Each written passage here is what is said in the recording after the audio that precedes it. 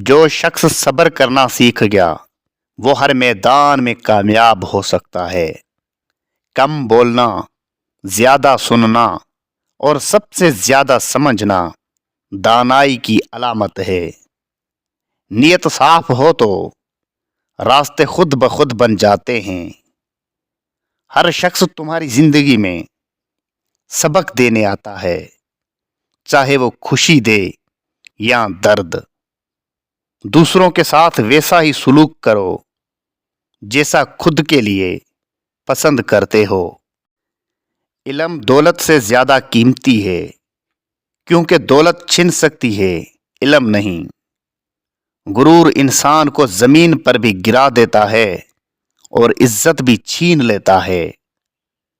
معاف کرنا کمزوری نہیں، بلکہ ایک طاقت ہے جو ہر کسی میں نہیں ہوتی۔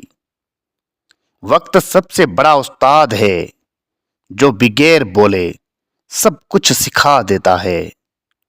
شکر گزار بنو، کیونکہ جو تمہارے پاس ہے وہ کسی اور کی خواہش ہو سکتا ہے۔